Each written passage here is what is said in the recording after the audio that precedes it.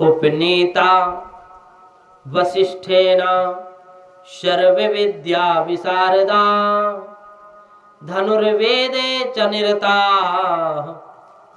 सर्वशास्त्रार्थ वेदिनः। वशिष्ठ जी ने चारों भाइयों का उपनयन संस्कार किया, राम, लक्ष्मण, भरत और शत्रुघ्न। रघुनाथ जी भाइयों के साथ वशिष्ठ जी के घर विद्या अध्ययन के लिए जाने लगे।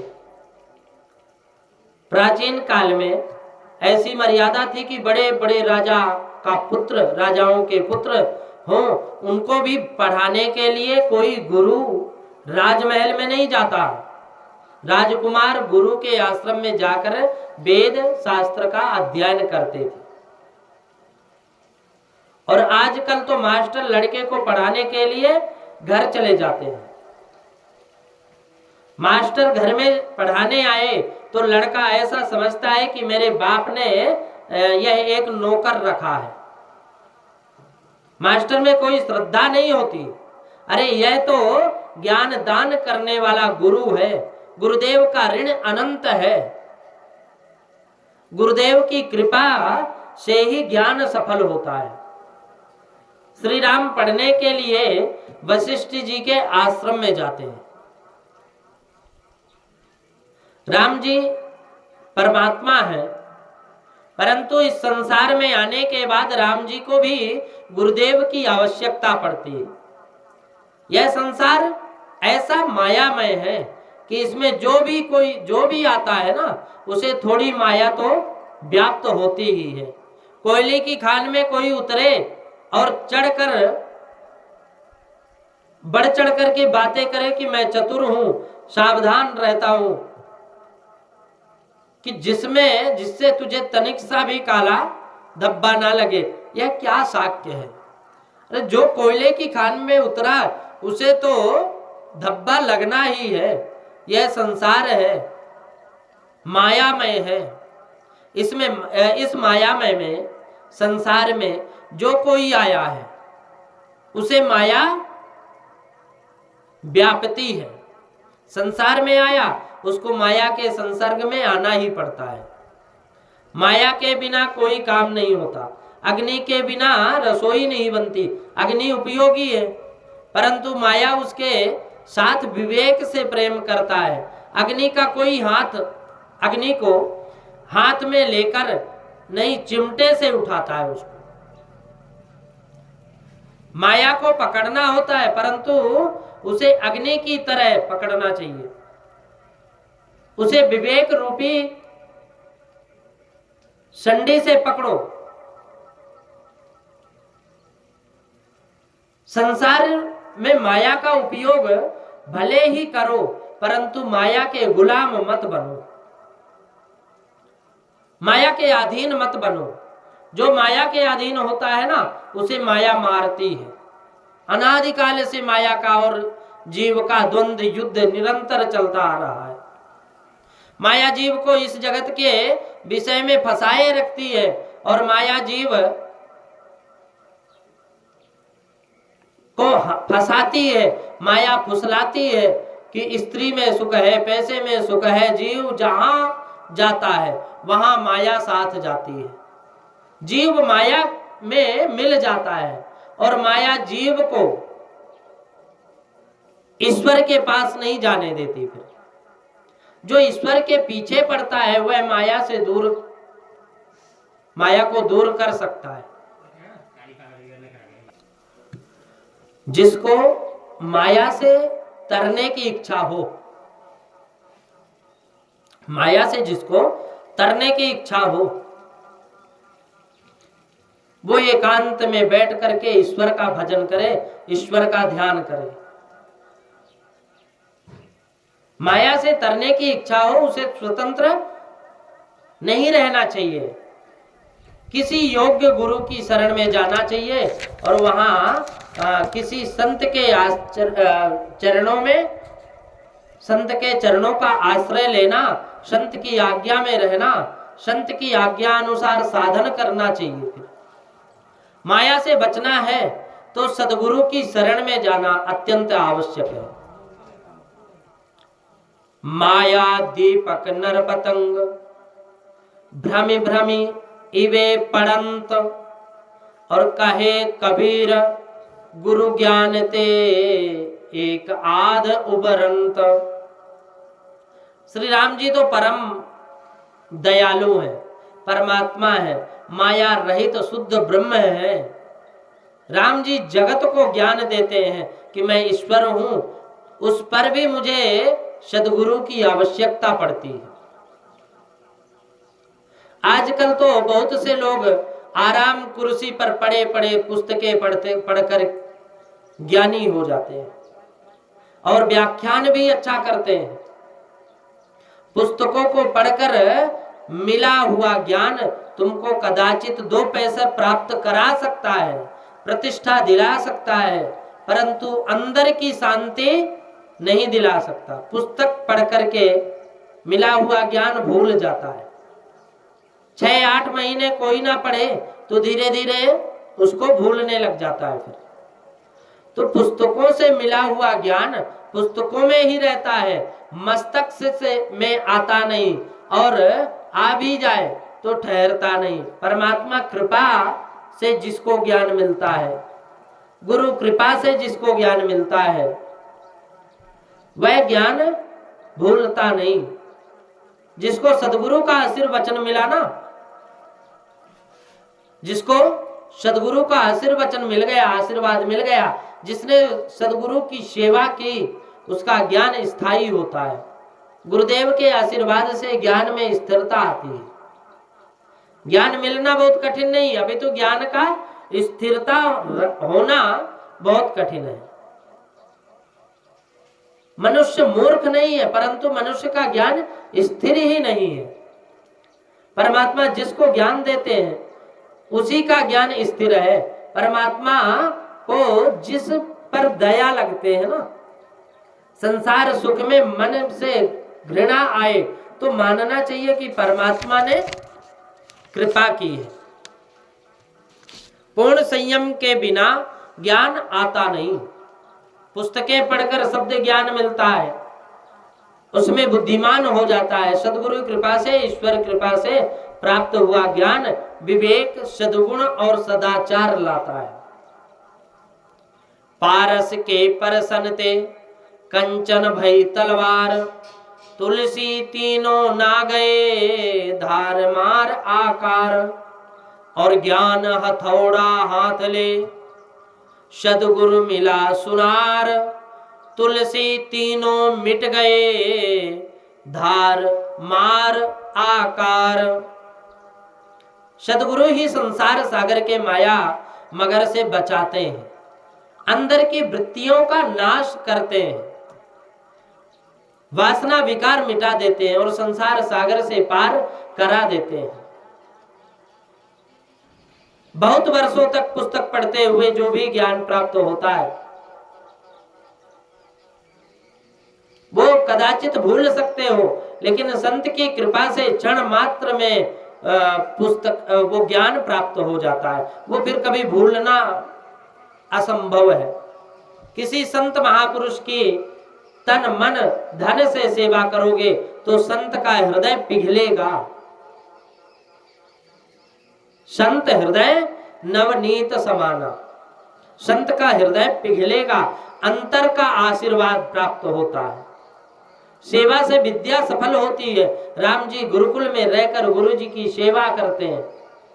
भगवान श्री कृष्ण ने भी सांदीपन ऋषि के आश्रम में रह करके गुरु जी की खूब सेवा की और फिर सेवा करके ज्ञान प्राप्त किया।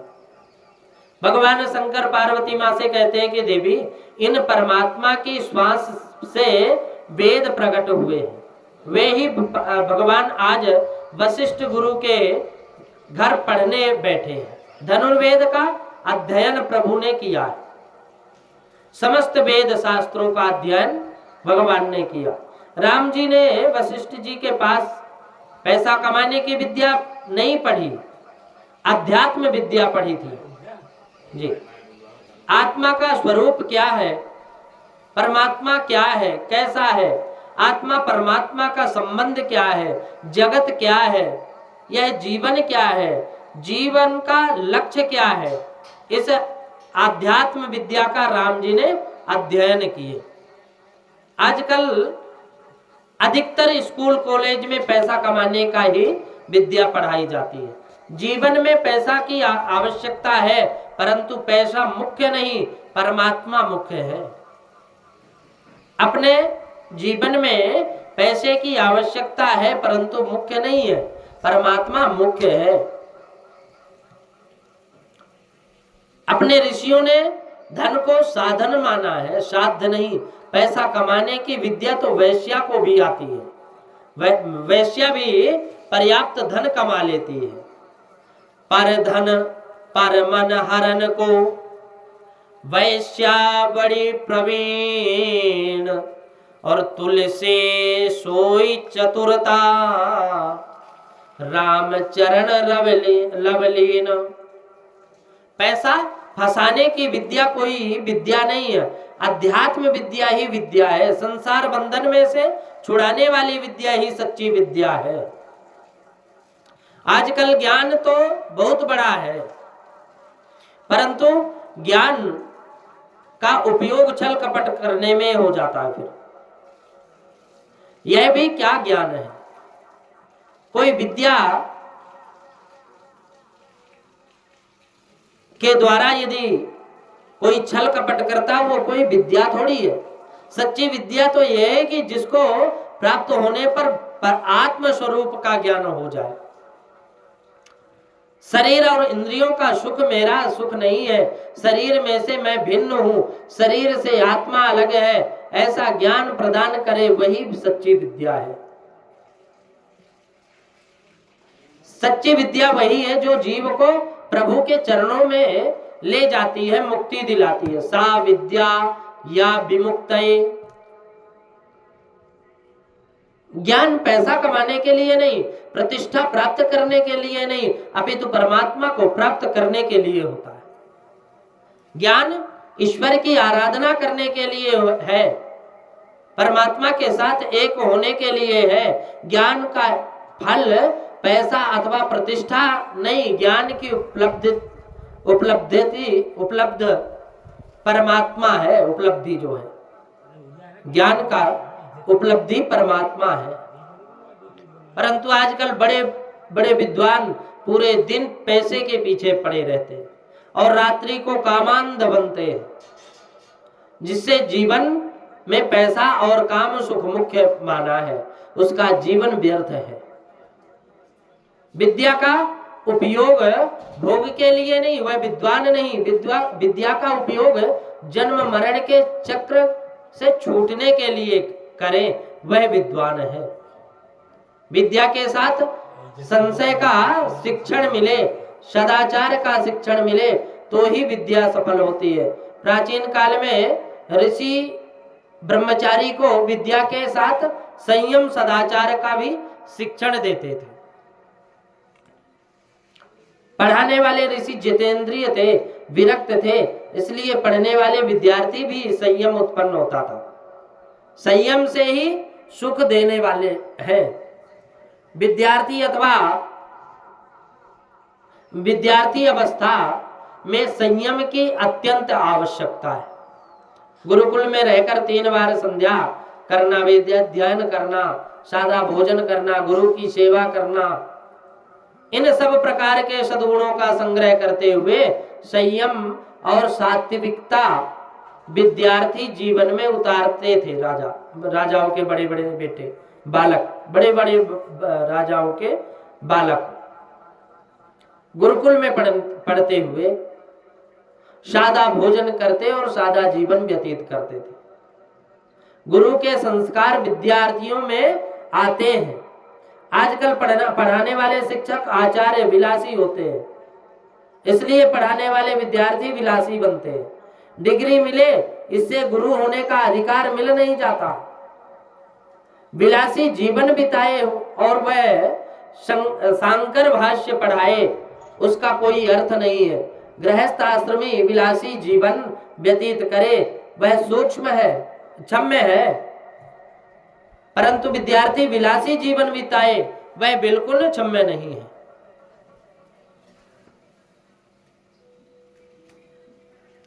विद्यार्थी विलास में फंसे तो विद्या का नाश होता है। भारत में जब तक ब्रह्मचर्य आश्रम था तब तक भारत भूमि दिव्य थी।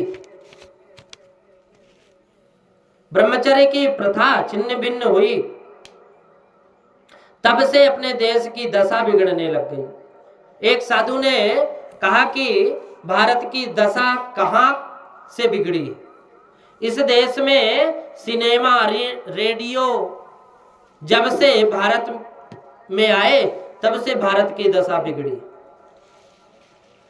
और सह शिक्षण के दूषण का प्रवेश हुआ तब से बहुत ही बिगड़ी।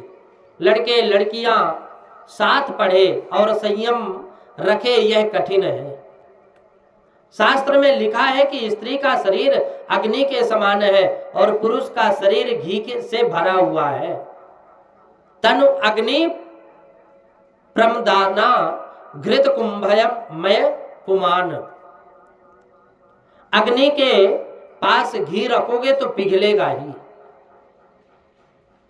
इसलिए ब्रह्मचारी स्त्री स्पर्श ना करे, स्त्री का चित्र भी ना देखे, श्रृंगार के गीत नहीं सुने, गाए भी नहीं, क्रम क्रम से संयम का पालन करे। श्री राम जी ने पूर्ण संयम का पालन किया। छोटी अवस्था में थोड़े समय में ही उन्होंने वेद अभ्यास का निपुणता प्राप्त कर ली। विद्या अध्ययन के उपरांत राम जी माता पिता की आज्ञा लेकर के तीर्थ यात्रा करने चले गए। वहां से लौटने के पश्चात उनके मन में उदासी छा गई। भगवान की यह लीला थी। परमात्मा को इसके द्वारा जगत को वैराग्य का उपदेश दिलाने की इच्छा थी। तो राम जी उपदेश देते हैं आचरण से। वे बहुत बोलते नहीं परंतु आचरण करते बताते हैं, आचरण करके बताते हैं। राम जी ने जीवन में वैराग्य का आचरण करके बताया। राम जी की उस समय 16 वर्ष की अवस्था थी। वो विचरने लगे, वो विचारने लगे कि जो आज लिखा हुआ है उसे कल, जो आज खिला है ना उसको मुरझाना पड़ेगा, कल कुंभलाना पड़ेगा। आज जो सुंदर दिखता है वह एक ना एक दिन कुंभलाना है उसको। जिसका आज विकास है उसका आने वाला कल को विनाश भी है। यौवन क्षणभंगुर है, युवावस्था वृद्धावस्था तो अवश्य आनी ही है। फिर क्षणिक सुख के लिए मनुष्य पूरे दिन मंथन करे और उसी समय जीवन बिगाड़े, यह अज्ञान है। इस जीवन में सच्चा सुख क्या है, सच्चा सुख कहाँ है? इस जगत में जो कुछ भी दिखाई देता है वह सब झूठा है, अनित्य है। ऐसे अनित्य सुख के पीछे जीवन गंवाने के समान अज्ञान कोई चीज नहीं है। फिर मुझे कुछ करना नहीं है, मुझे शांति से बैठना है। राम जी ने वैराग्य जागृत हुआ राम जी में।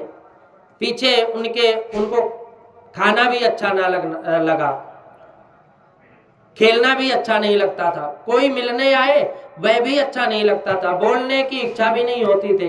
एकांत में पद्मासन लगाकर बैठ जाते थे, जहां बैठ जाते थे वहीं बैठे रहते थे।